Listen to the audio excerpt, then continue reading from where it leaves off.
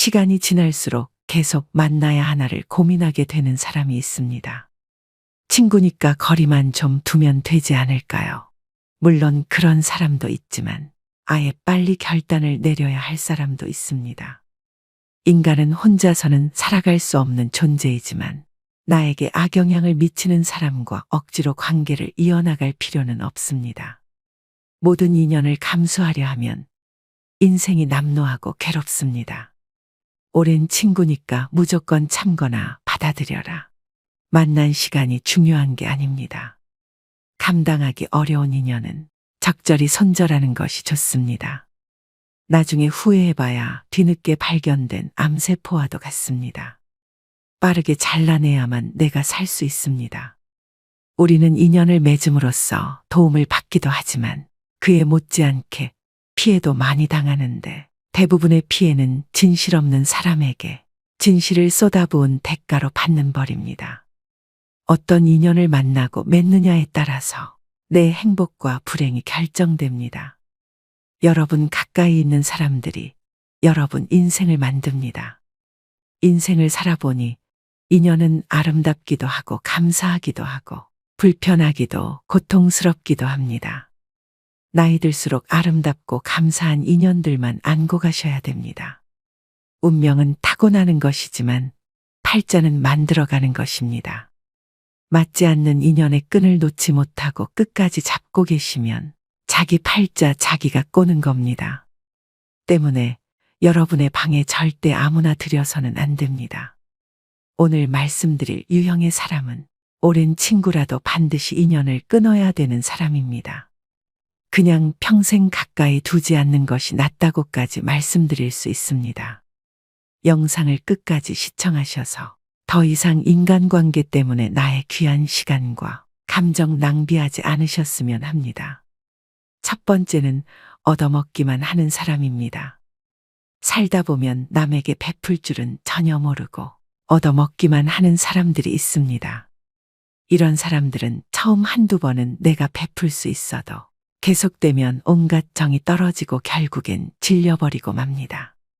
상대가 좋은 차 탄다고 돈 제일 많이 번다고 이유를 대며 계속 얻어먹습니다. 다른 사람이 잘 된 것이 자기 덕분인 양 주인 행세하는 그 거지근성은 어디에서 나온 것인지 참 궁금합니다.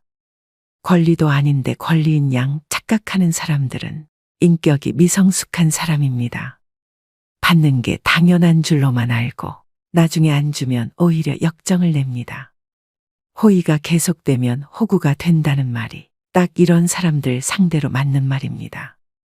그들을 자세히 살펴보면 평소 자기가 하고 싶은 것들은 모두 누리고 유독 사람을 만날 때만 돈이 없다고 말합니다. 친구의 양보만 원하니 어처구니가 없습니다. 이처럼 당연하게 얻어먹는 사람은 다른 사람이 이룬 성공은 함부로 폄하하면서 자기가 가진 것은 굉장히 귀하게 여기는 이기적인 사람입니다.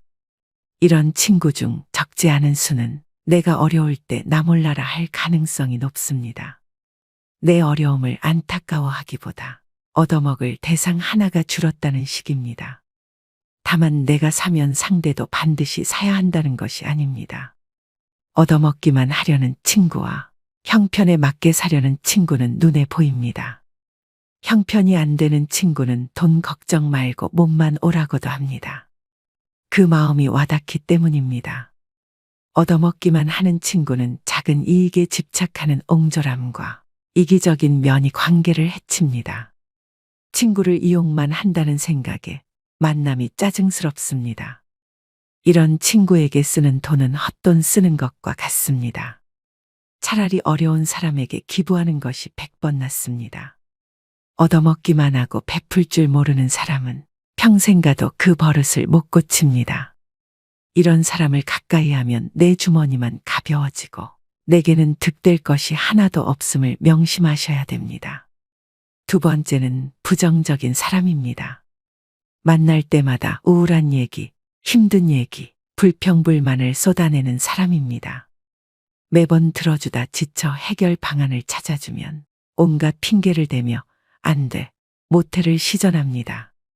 새로운 가능성과 희망에 대해 얘기하는 상황에서도 이건 이래서 못한다. 그건 저래서 안 된다. 안 되는 이유들만 늘어놓습니다. 어떻게든 부정적인 흠만 후벼 파는 사람입니다. 즉, 나를 소모해서 자신을 충전시키는 에너지 뱀파이어 유형입니다. 곁에 두게 되면 제일 위험한 인물이라고도 할 수 있는데요. 부정적인 에너지는 반드시 서로 전염됩니다. 이 과정은 나도 모르게 일어나기 때문에 더더욱 알아차리기 힘듭니다. 이런 사람이 옆에 있으면 될 일도 안 됩니다. 부정적인 사람과 시간을 많이 보내게 되면 현상에 대한 객관화가 잘 안 돼서 바른 방향으로 가기가 어렵습니다.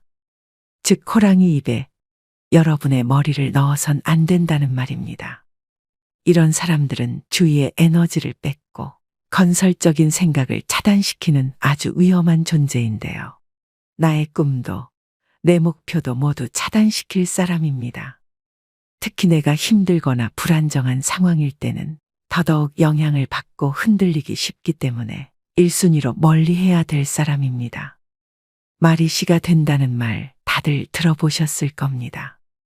말에는 생각이 담겨져 있고 생각은 그 무엇보다 크고 강력한 존재이기에 우리는 늘 조심하고 또 조심해야 합니다. 처음엔 무심코 들었던 그 부정적 씨앗이 나중에는 자신을 집어삼킬 수도 있음을 명심하셔야 됩니다. 사람을 곁에 두는 것은 정말 신중히 해야 하는 일인데 부정적인 사람을 곁에 둔다는 것은 내가 하는 모든 일이 잘 안 풀리고 나쁜 상황만을 맞이하고 싶다는 이야기와도 같습니다. 오히려 만나는 모든 사람을 존중하고 배우려는 긍정적인 태도를 가지고 있는 사람과 가까이 해야 됩니다. 단언컨대 부정적인 사람은 여러분의 인생에 단 1%도 도움이 안 됩니다. 과감히 손절하셔야 됩니다. 세 번째는 뒷담화하는 사람입니다. 우리가 인생을 살아가면서 아예 뒷담화를 안 할 수는 없다고 생각합니다. 자신의 속상했던 일이나 감정을 신뢰할 만한 사람에게 털어놓는 것은 감정 정화의 효과가 크다고 생각하는데요. 하지만 지금 말씀드리는 손절해야 될 사람은 틈만 나면 뒷담화를 일삼는 사람입니다. 뒷담화를 주기적으로 하는 사람들은 상대방을 깎아내림으로 자신이 일시적으로 우월해 보이는 느낌을 즐깁니다. 자신의 열등감을 뒷담화로 해소하려는 것이죠. 또 듣는 사람이 공감하지 않을 경우에는 넌 내 편이 아니구나라고 생각하며 그 사람에 대한 험담을 또 다른 누군가에게 하는 패턴을 가지게 됩니다. 나는 아니겠지라고 안일하게 생각하다가 뒤통수를 맞게 됩니다. 상대가 자주 뒷담화를 하는 기색이 보인다면 바로 머릿속에서 경고 신호를 올리셔야 합니다. 특히 이런 사람들의 가장 큰 문제점은 어디서 전해들은 이야기를 부풀려서 사실인 양 여기저기 퍼나르고 남의 치부나 약점까지도 전혀 경각심 없이 나불거릴 수 있다는 점입니다. 어렵게 꺼낸 내 비밀 이야기도 다른 사람들에게 고스란히 전달될 수 있다는 점을 명심하셔야 됩니다. 뒷담화 잘하는 친구가 있는 모임에 가보면 자신들의 이야기는 없고 남의 이야기로 시작해 남의 이야기로 끝이 납니다. 만남을 마치고 돌아가는 길에는 허무함만 들고 때로는 부정적인 감정에 사로잡히기도 하죠. 이처럼 지나치게 남의 이야기를 입에 올리고 상대방의 단점만을 콕콕 집어내 험담을 일삼는 사람은 내 정신 건강에 해롭습니다. 이런 사람은 타인을 볼 때 애초에 좋은 점보다는 나쁜 점부터 먼저 보는 사람이기 때문에 가까이 둬서 좋을 것이 하등 없다는 이야기입니다. 손절은 빠를수록 좋고 다들 아시겠지만 사람은 절대 바뀌지 않습니다. 관계를 개선하려는 노력 자체가 에너지 낭비입니다.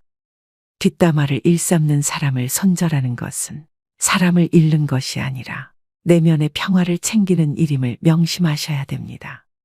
네 번째는 가스라이팅을 일삼는 사람입니다. 뱀같이 교활하고 가스라이팅하는 사람을 잘못 만나면 인생 완전히 종치고 파탄납니다. 다른 유형의 사람들은 사람 자체가 악한 것은 아닐 수 있는데 이 유형의 사람들은 애초부터 타인을 조종하려는 악한 의도를 품고 있는 자들인데요. 가스라이터는 우리 일상생활에서 흔히 볼 수 있습니다. 너를 제일 잘 아는 사람은 나야. 다 널 생각해서 그러는 거야. 너 요즘 예민하다. 가스라이터들의 전형적인 화법입니다. 수많은 거짓말과 과장으로 자신에게 의지하게 만들고 다른 사람과의 관계를 끊게 합니다. 자기의 손바닥 위에 놓고 조종할 수 있는 만만한 사람을 호시탐탐 노립니다. 힘든 상황에 처한 사람들이 이들의 먹잇감이 되기 쉽습니다. 이들은 뱀처럼 교활한 속내를 지니고 있어서 본인의 이득을 위해서라면 타인이 어떻게 되든 전혀 상관하지 않고 자기 욕심과 이웃만을 채우기 위해 교묘하게 접근하는데요. 이런 악질인 가스라이터에게 휘둘리게 되면 결국 자기 자신을 믿지 못하게 되고 무능력하게 변하거나 의지가 사라집니다.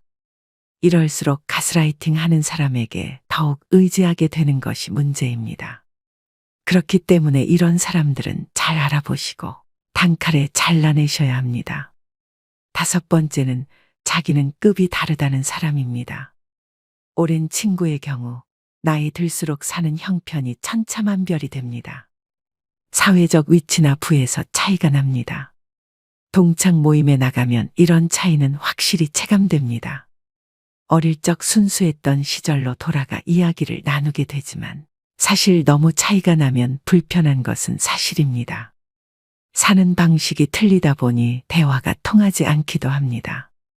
이런 경우 친구를 존중하는 마음을 가진 사람들은 티를 내지 않으려고 노력합니다. 자신이 잘 사는 것에 대해 친구가 불편해할까봐, 혹시나 자신이 티낼까봐 조심합니다. 반면 본인의 형편이 더 낫다고 친구를 깔보고 급을 나누는 사람이 있습니다. 심지어는 한참 즐겁게 대화하다가 이것 봐라라는 듯 친구의 행동을 어처구니 없다며 쳐다봅니다. 직장이었다면 나에게 이렇게 말하지 못한다. 직장에서의 직급을 친구 사이에서도 적용하나 봅니다. 친구를 마치 부하로 생각하는 듯한 언행을 하는 경우가 있습니다. 더 심한 건 그동안 몰랐지만 급을 나누고 있었다는 사실을 안 경우입니다. 예를 들어 친구를 자기 아래급으로 여겨왔던 것처럼 한 계급 아래로 보는 말투, 난 너와 급이 다르다는 식으로 행동합니다. 한마디로 어디서 감히입니다. 이런 관계는 건강한 친구 관계라고 하기 어렵습니다. 어디 무서워서 쳐다보기라도 하겠습니까? 하루빨리 손절이 시급한 사람입니다. 이런 사람은 만날수록 스트레스만 받고 후회만 하게 됩니다. 6번째는 전형적인 내로남불 유형인 사람입니다. 같은 상황 속에서도 나는 되고 너는 안 된다고 하는 사람들이 있습니다. 이런 사람 특징은 자기 자신에게는 한없이 관대하고 남에게는 옹졸해서 엄격한 잣대를 들이밀죠. 진정 성숙하고 그릇이 넓은 사람이라면 이와는 반대로 적용합니다.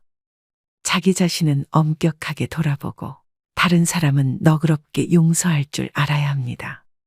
하지만 이런 내로남불 유형의 사람들은 남이 자기에게 하는 실수는 티끌만큼도 용납을 못하면서 자기가 저지른 잘못은 그럴 수도 있지라며 뻔뻔한 태도로 일관합니다.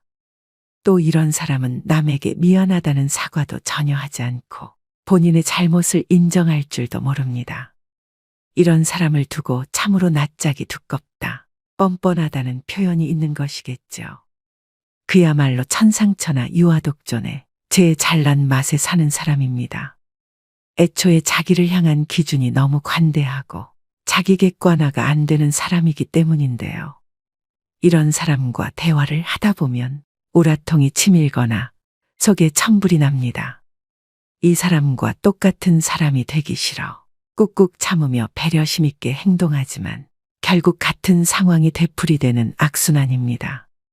이런 사람과 엮이면 매우 피곤하고 아무리 말을 하고 설득을 해도 씨알도 먹히지 않기 때문에 그냥 차라리 조용히 손절을 하고 멀어지는 것이 내 심신안정에 이로운 길입니다.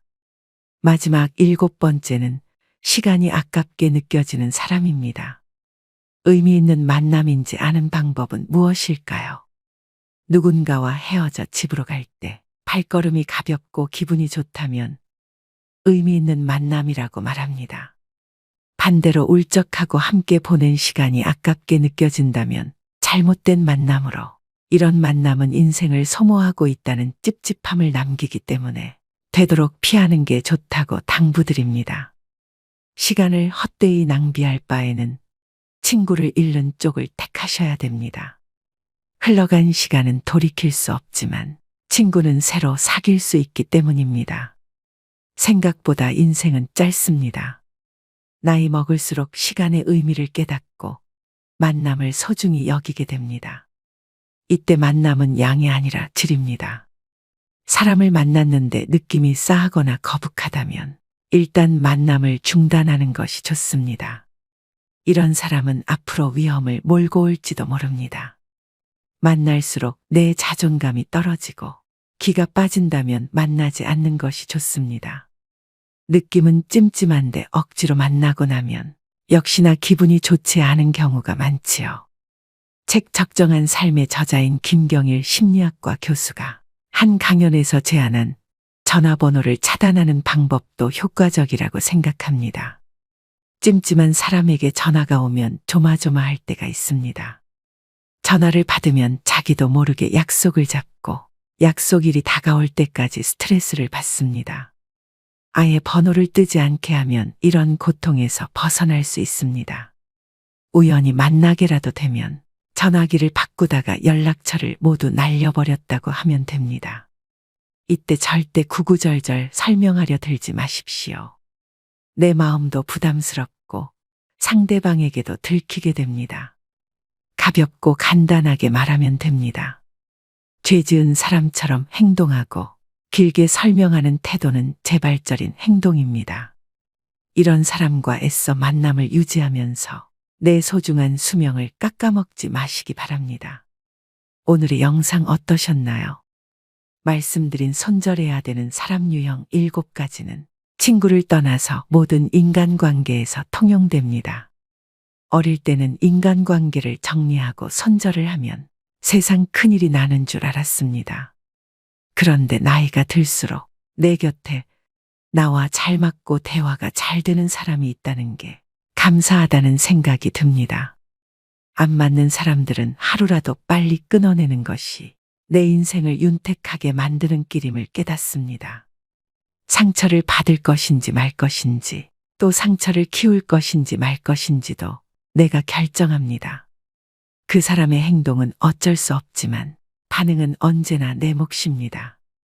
진정한 인연이라면 최선을 다해서 좋은 인연을 맺도록 노력하고, 스쳐가는 인연이라 생각되면 무심코 지나쳐버려야 합니다. 그것을 구분하지 못하고 만나는 모든 사람들과 헤프게 인연을 맺어 놓으면 쓸만한 인연을 만나지 못하는 대신에 어설픈 인연만 만나게 되어 그들에 의해 삶이 침해되는 고통을 받아야 합니다. 사람의 타고난 성격은 좀처럼 변하지 않으므로 고쳐 쓰기보다는 인연을 바꾸어 쓰는 것이 옳습니다. 즉 덩굴손 나무는 가까이 두면 감고 올라가 해롭게 함으로 싹을 잘라버려야 함과 같죠. 물론 상대방이 한두 번 잘못했다고 가차없이 손절하라는 것은 아닙니다. 오랜 친구니까 그동안 이해하고 넘어갔던 부분이 많으실 겁니다. 많이 만나보고 심사숙고해서 내리는 결정입니다. 아닌 줄 알면서도 끝까지 붙들고 계시는 분들이 많습니다. 놓을 땐 놓을 줄도 알아야 됩니다. 모든 미련은 시절에 달린 것이며 언제 떠나느냐의 분기점이 다를 뿐입니다. 다스림에는 한계가 있으며 이를 분별하는 것이 통찰력이죠. 오늘의 영상이 인간관계에 있어 통찰력을 기르는 시간이 되셨길 바랍니다. 오늘도 노후의 지혜와 함께 해주셔서 감사드립니다. 황금빛으로 무르익어가는 여러분의 지혜로운 인생을 언제나 응원합니다.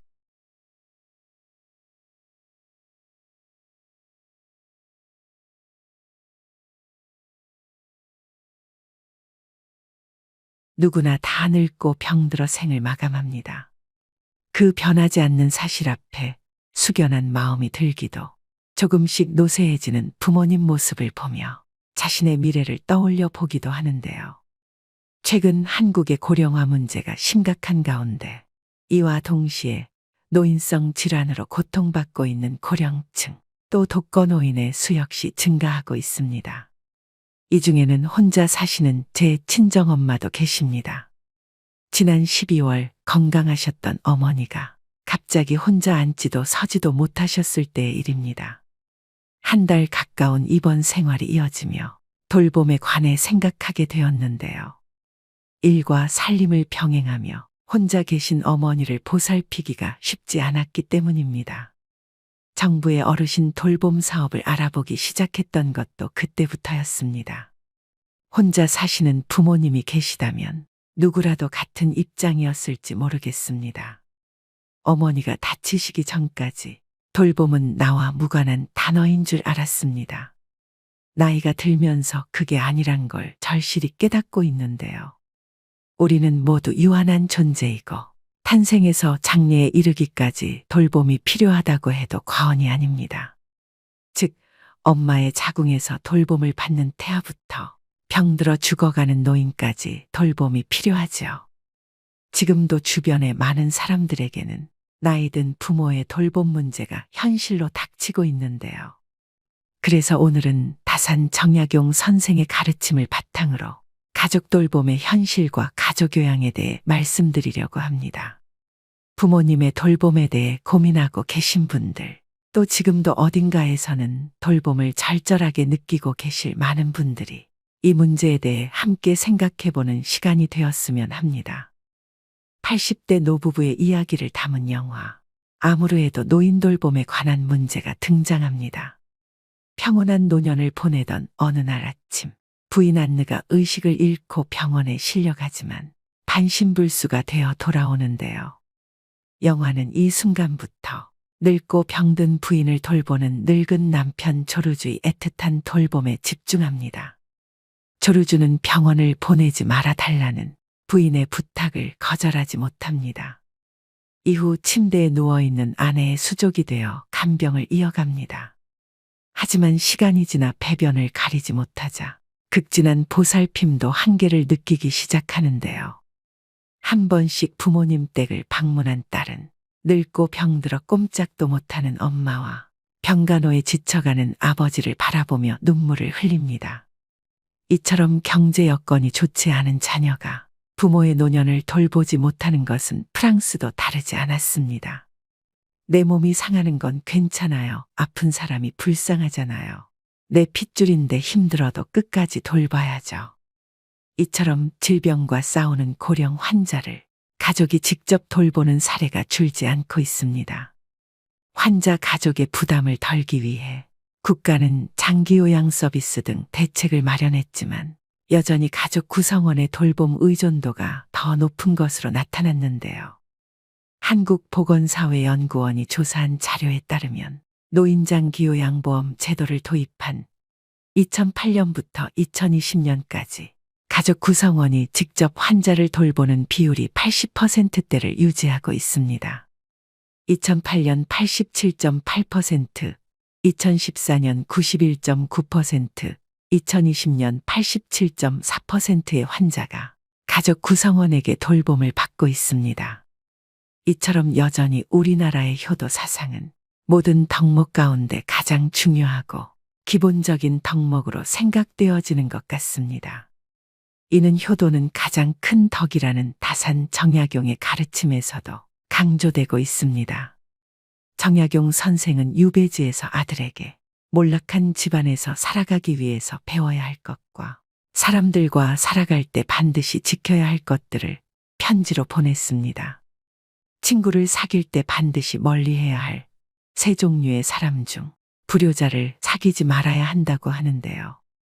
이 늙은 아비가 세상살이를 오래 경험하였고 또 어렵고 험난한 일을 고루 겪어보아서 사람들의 심리를 두루 알게 되었는데 무릇 천륜의 야박한 사람은 가까이에서는 안 되고 믿을 수도 없다. 대개 온 세상에서 깊은 은혜와 두터운 의리는 부모 형제보다 더한 것이 없는데 부모 형제를 그처럼 가볍게 버리는 사람이 벗들에게 어떠하리.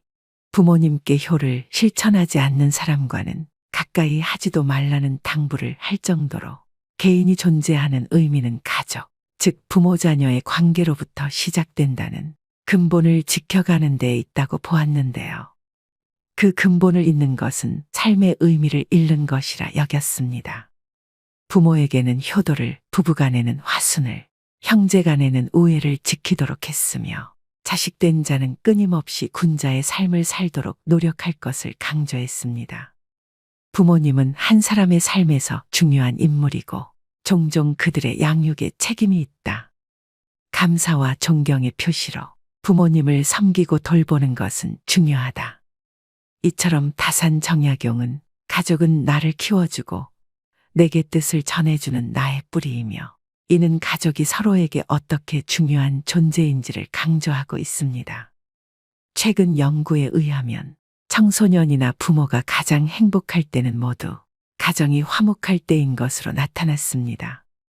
또 정약용 선생은 가족 간의 신뢰, 이해, 인정과 존중을 행복한 가족이 되기 위한 질적 조건으로 보고 있습니다. 이처럼 늙고 아픈 부모와 배우자를 남의 손에 맡기지 못하는 가족들이 가족 돌봄을 선택하고 있는 것은 정약용 선생의 가르침의 이치와 깊은 연관성이 있는 부분인 것 같은데요. 한국의 전통적인 돌봄 문화 특성에 따라 가족 돌봄은 앞으로도 지속될 가능성이 있습니다. 하지만 가족 돌봄 비율이 높은 만큼 그에 따른 문제도 심각한 것이 현실입니다. 경제활동 참여율이 높아지면서 노인 돌봄이 가족 구성원들에게 큰 스트레스 요인으로 자리 잡고 있습니다. 최근 노인이 노인을 간병한다는 의미의 노노간병이 많아지면서 이와 관련한 가슴 아픈 뉴스 또한 종종 접하게 됩니다. 2019년 부산에서 일어난 사건입니다. 무척 사이가 좋았던 79세 동갑내기 부부였는데 할아버지가 정년퇴직할 무렵 할머니가 심장 판막증을 앓게 되고 판막 이식 수술 후 할머니의 건강은 급속하게 나빠졌습니다. 그러던 중 아내는 담도암 판정을 받았고 할머니의 고통은 점점 더 깊어갔습니다. 그렇게 20년을 아내의 곁에서 정성을 다해 간호를 했지만 간호가 너무도 힘들고 아내의 고통을 지켜보는 것이 너무도 힘겨웠던 할아버지는 결국 극단적인 선택을 결심하였는데 다행히 아들에게 발견되어 목숨은 건질 수 있으셨다고 합니다. 정말 일어나서는 안 되는 일이 일어나고 있습니다.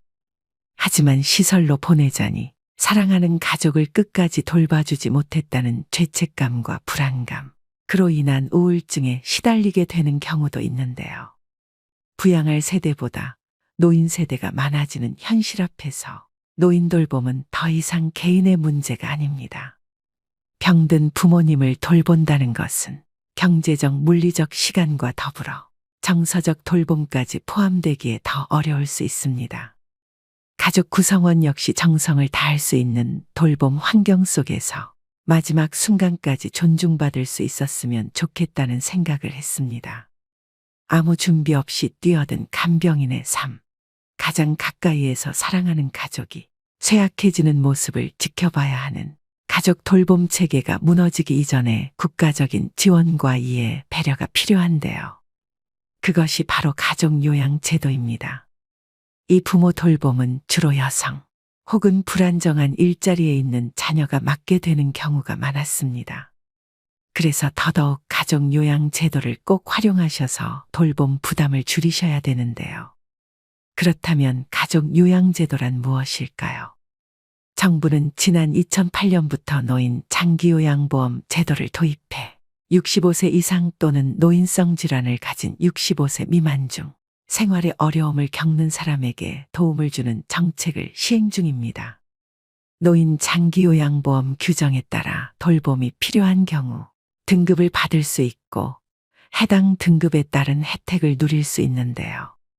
우리가 흔히 알고 있는 방문요양제도는 요양보호사를 집으로 불러 활용하게 되는데 어떤 어르신은 도움은 받고 싶지만 집에 외부 사람이 오는 것이 싫다고 하는 경우도 있습니다. 이런 경우 가족 중에서 요양보호사 자격증을 취득해 직접 도움을 줄 수 있는데 이것을 가족 요양이라고 하며 가족 요양을 수행하는 사람을 가족 요양보호사라고 합니다. 가족 요양보호사는 노인 장기요양보험에서 책정한 요양보호사 급여를 받을 수 있게 되는데요. 즉, 내 가족을 돌보고 매월 급여도 받을 수 있는 제도입니다. 쉽게 말하면 원래 내가 당연히 돌봐야 할 가족을 정부의 지원금을 받으며 간병하는 개념으로 가족 간병의 경우라면 이용하지 않을 이유가 없는 제도이기 때문에 급여를 받으면서 가족을 돌보시기를 권해드립니다. 그럼 가족 요양급여를 받기 위해서는 어떤 조건을 만족해야 될까요? 먼저 도움을 받는 가족이 등급 판정을 받아야 합니다. 장기요양 등급 대상자는 65세 이상 일상생활이 어려운 어르신 또는 65세 미만의 노인성 질환을 앓고 있는 분입니다. 또 대상자의 직계 가족 중 요양보호사 자격증을 갖춘 사람이 아픈 가족을 직접 돌봐야 합니다. 마지막 조건은 요양보호사가 다른 직장을 다닐 경우엔 한 달에 160시간 미만으로 근무해야 됩니다. 가족요양보호 근무 시간은 크게 두 가지 형태로 나뉘는데요. 첫 번째는 하루에 60분씩 총 20일 근무하는 형태이며 두 번째는 하루에 90분씩 총 31일 근무하는 형태입니다. 비용은 일반적으로 정부 지원금 85%에 본인 부담금 15%이지만 차상위 계층의 경우 본인 부담금이 6%에서 9%, 기초생활수급자는 100% 정부 지원금이 나오게 됩니다. 가족요양급여를 받기 위해서는 먼저 방문요양센터에 등록하여 가족요양보호사로 활동해야 되는데요. 그 후 국민건강보험공단은 방문요양보호센터에 월급을 지급하고 센터에서는 가족요양보호사에게 월급을 지급하게 됩니다. 즉 국가에서 가족요양급여를 주지만 제도적으로 중간자인 방문요양센터가 필요합니다. 중간자 역할을 하는 방문요양센터마다 운영비와 수수료가 다르기 때문에 급여의 차이가 발생하게 됩니다. 즉, 센터의 재량에 따라 시급이 책정되므로 센터별로 차이가 있다는 점을 유념하셔야 됩니다. 그렇기 때문에 방문요양센터를 잘 선정하는 것은 매우 중요한데요. 때문에 방문요양센터를 선정하실 때 반드시 주의해야 하는 사항들이 있습니다. 첫째, 전국 최고 수준의 시급을 지급하는 센터인지를 확인해야 합니다. 둘째, 어르신들께 중요한 정보를 적합하게 제공하고 체계적인 관리가 되고 있는 센터인지 확인해야 합니다. 셋째, 믿고 신뢰할 수 있는 기업인지 확인해야 합니다. 지금부터 집중해 주시길 바랍니다. 이 모든 조건들을 가지고 있고 현재 전국에서 가족요양 최고급여를 지급하고 있는 케어링이라는 센터를 소개해 드리겠습니다. 케어링은 가족요양과 방문요양, 주간보호 등을 제공하는 대한민국 1등 요양서비스 기업으로 현재 1만 명 이상의 보호자와 어르신이 선택한 업체입니다. 현재 장민호와 정동원이 모델로 있는 대형 브랜드이고 2년 연속 소비자 만족지수 1위인 방문요양센터인데요. 또 앞서 말씀드렸듯이 전국에서 가장 높은 시급을 지급하고 있는 기업이자 보건복지부 예비 사회적 기업으로 투명하고 믿을 수 있는 곳입니다. 제일 궁금해하실 케어링의 가족요양급여는 하루 90분 기준 월 최대 116만 원, 60분 기준 월 최대 65만 원을 지급해드리고 있습니다. 현재 케어링에는 1만 명에 이르는 가족요양보호사가 활동하고 있는데요. 제 주변 지인들 중 가족요양을 하고 있는 지인들도 최근 케어링으로 방문요양센터를 대부분 옮겼을 만큼 신뢰할 수 있는 센터라고 자신있게 말씀드릴 수 있습니다. 대부분의 어르신들이 이런 국가적인 제도를 신청하려고 할 때 제일 많이 겪는 어려움은 신청 방법의 복잡함인데요. 노인장기 보험제도를 확인하려고 여러 복지기관 홈페이지에 들어가서 직접 확인해 보려 하면 어떻게 신청해야 하는지 막막하기만 하고 어렵게 느끼십니다. 또 요양보호사 자격증 취득을 위해 국비 지원은 어떻게 받는 것인지 어려움을 느끼실 수 있지만 번거롭고 힘들게 알아보시지 마시고 이 모든 과정을 케어링을 통해 한 번에 해결하실 수 있습니다. 요양 서비스에 관련해서라면 케어링이 성심성의를 다해 항상 친절하게 응대해 드립니다. 그렇다면 어떻게 이렇게 좋은 급여와 복지가 가능한지 궁금하신 분들도 계실 겁니다. 가족요양급여를 받으며 돌봄을 하시다가 그만두셔야 되는 상황이 올 수도 있습니다.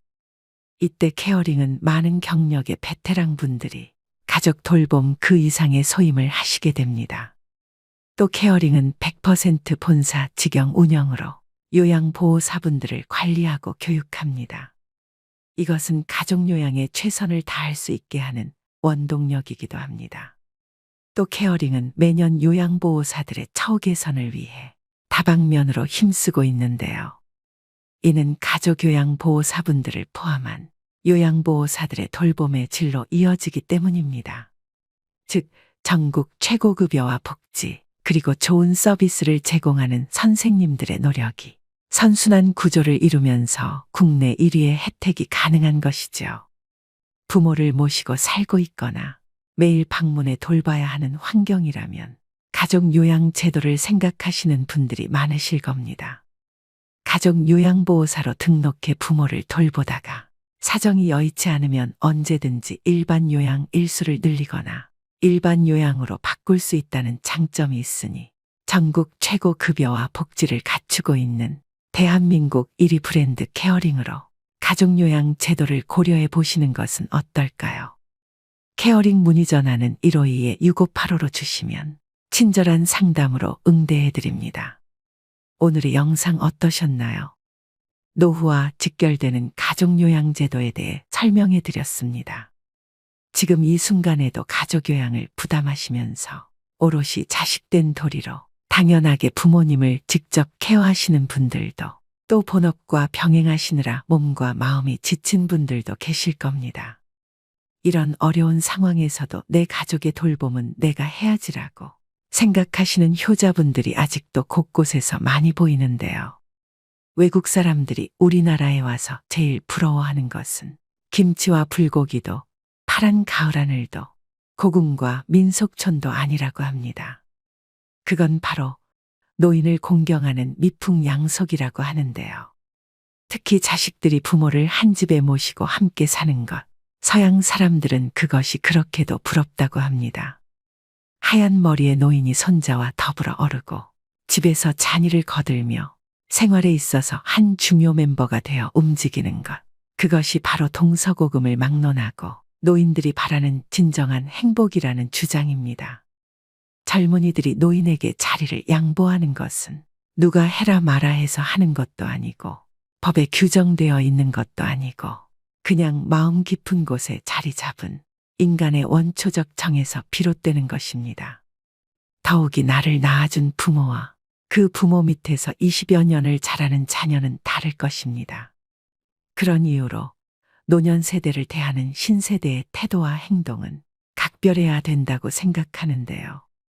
이처럼 지금은 부모나 가족들의 돌봄으로 여러 고민을 겪고 계시더라도 나의 이 고생은 후에 반드시 복으로 돌아올 것입니다. 이것을 명심하시고 힘내셨으면 좋겠습니다. 누구나 거동이 불편한 노후 시절을 맞이하게 될 것입니다. 나는 누구의 돌봄을 어떻게 받을까? 나는 누구에게 어떤 돌봄을 제공할 수 있을까란 질문을 하게 됩니다.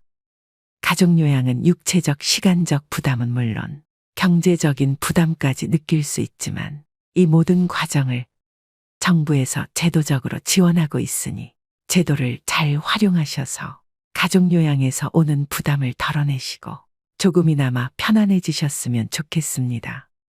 오늘도 노후의 지혜와 함께 해주셔서 감사드립니다. 황금빛으로 무르익어가는 여러분의 지혜로운 인생을 언제나 응원합니다.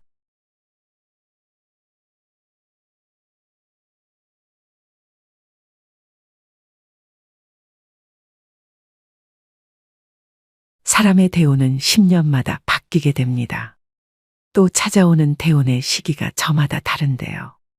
대운이 바뀌기 직전 1년에서 2년 사이, 이 시점에는 하나같이 약속이나 한 것처럼 공통된 현상을 겪게 됩니다.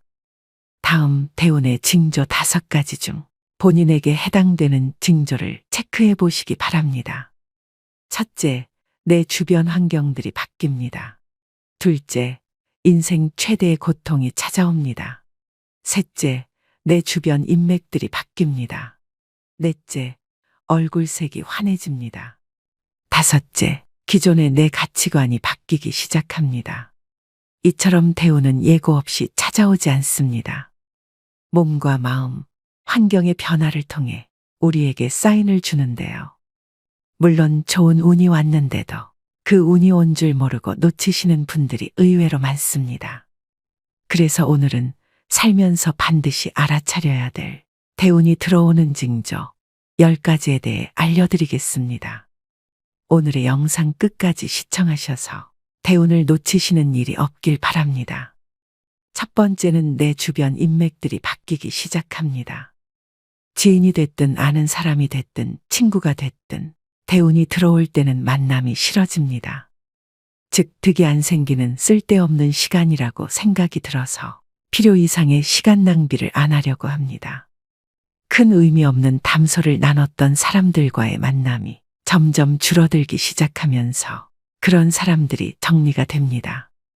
반면 오랜 인연이 끊어지고 새로운 인연들이 생겨납니다.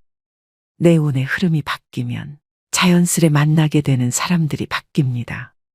예전에 스쳐 지나갔던 인연이 우연히 다시 되풀이 될 수도 있고 새롭고 낯선 사람을 만날 수도 있습니다. 두 번째는 주변 환경이 바뀝니다. 나를 둘러싼 환경이 자의반 타의반으로 변화할 수밖에 없는 상황이 만들어지게 됩니다. 내가 원했든 원하지 않았든 상관이 없습니다. 이직이나 취직으로 인한 직업적 변화, 또 이사를 하는 등 주거 변동이 생깁니다.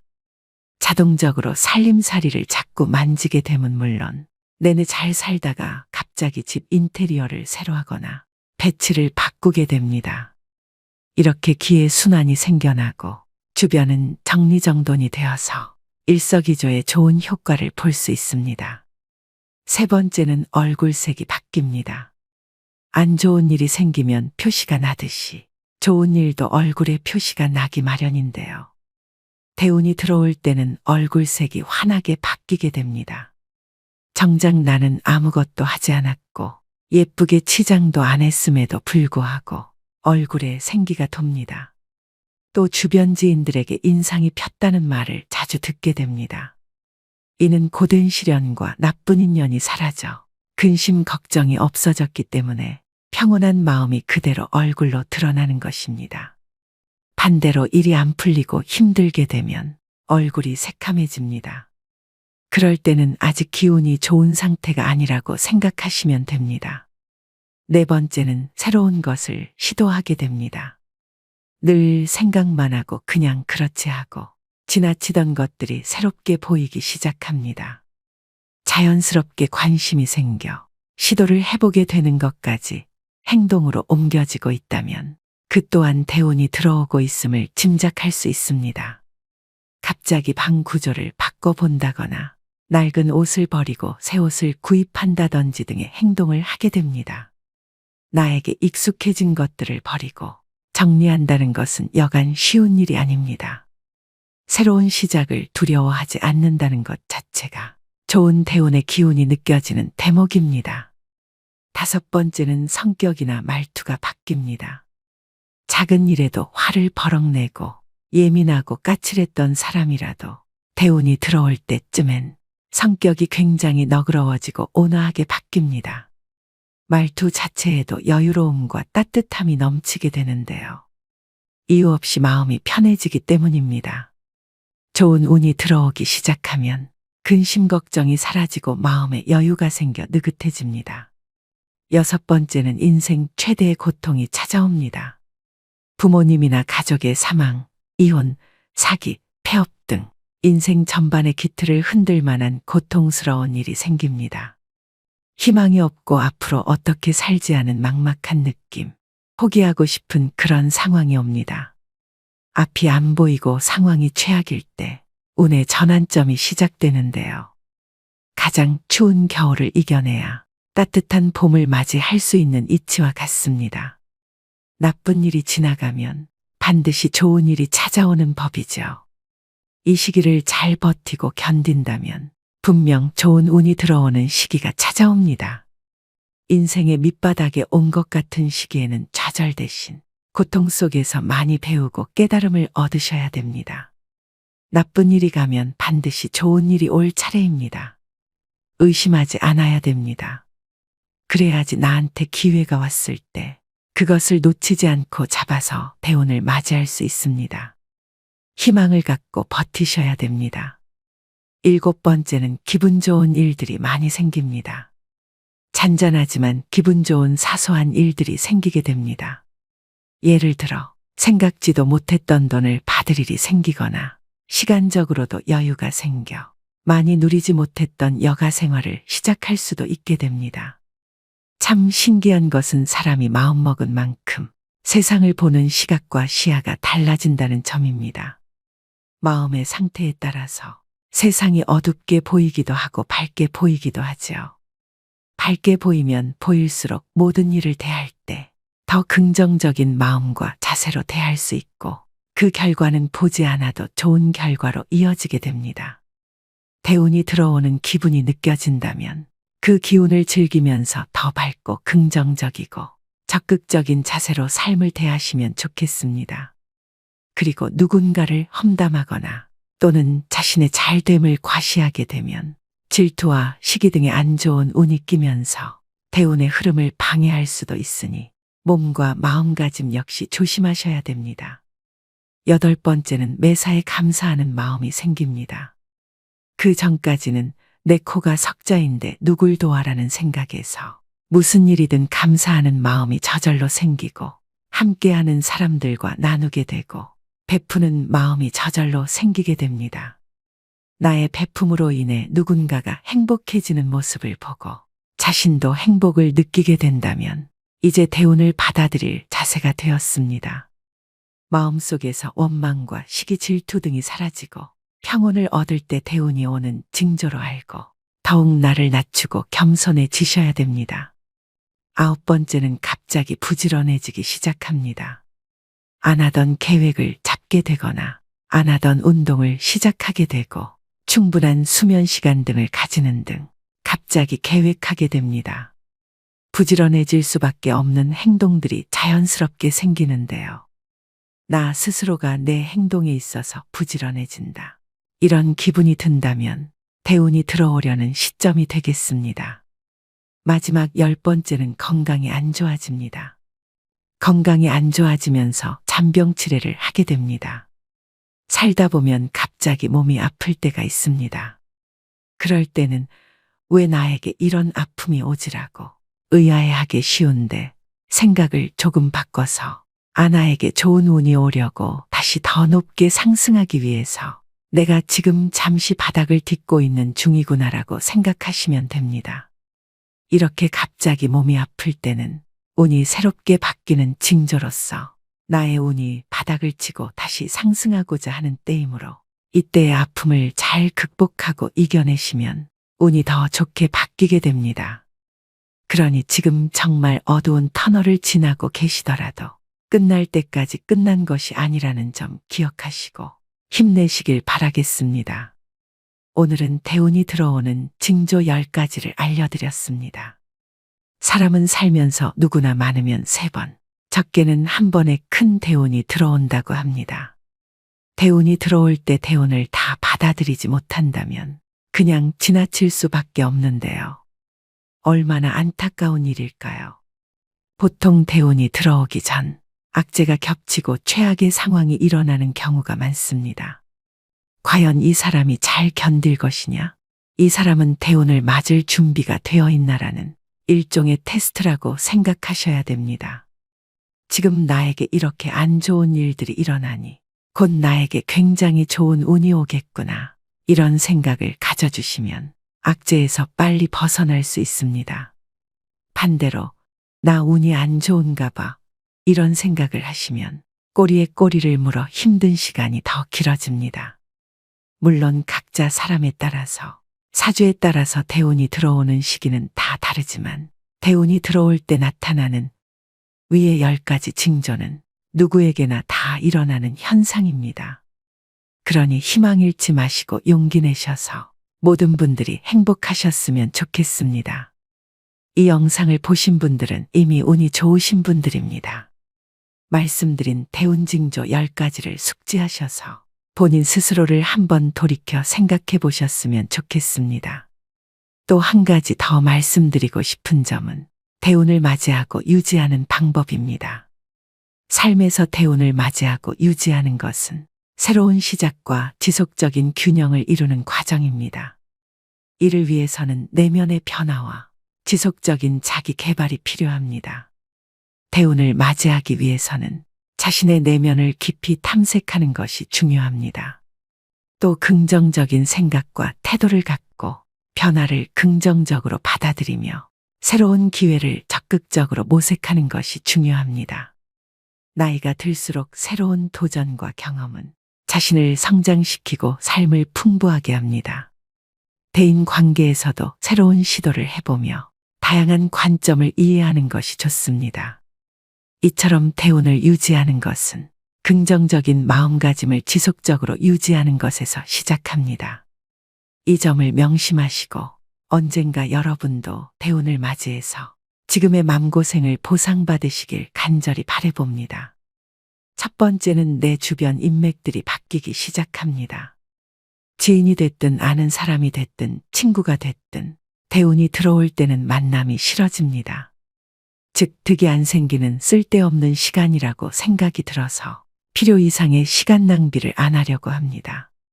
큰 의미 없는 담소를 나눴던 사람들과의 만남이 점점 줄어들기 시작하면서 그런 사람들이 정리가 됩니다.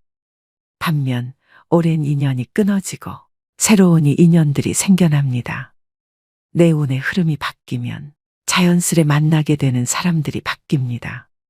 예전에 스쳐 지나갔던 인연이 우연히 다시 되풀이 될 수도 있고 새롭고 낯선 사람을 만날 수도 있습니다. 두 번째는 주변 환경이 바뀝니다. 나를 둘러싼 환경이 자의반 타의반으로 변화할 수밖에 없는 상황이 만들어지게 됩니다. 내가 원했든 원하지 않았든 상관이 없습니다. 이직이나 취직으로 인한 직업적 변화, 또 이사를 하는 등 주거 변동이 생깁니다. 자동적으로 살림살이를 자꾸 만지게 되면 물론 내내 잘 살다가 갑자기 집 인테리어를 새로 하거나 배치를 바꾸게 됩니다.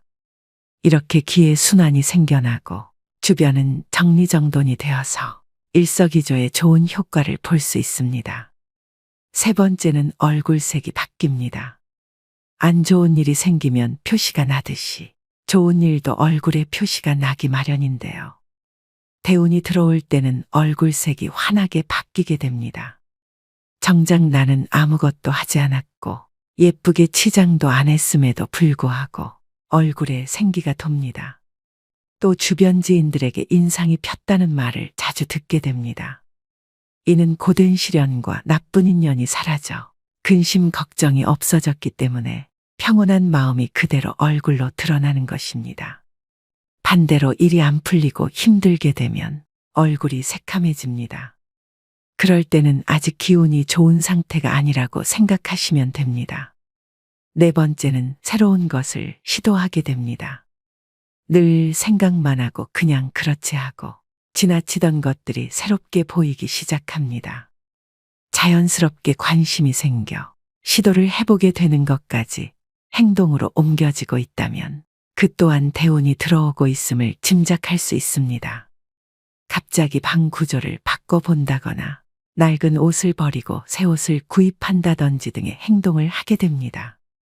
나에게 익숙해진 것들을 버리고 정리한다는 것은 여간 쉬운 일이 아닙니다. 새로운 시작을 두려워하지 않는다는 것 자체가 좋은 대운의 기운이 느껴지는 대목입니다. 다섯 번째는 성격이나 말투가 바뀝니다.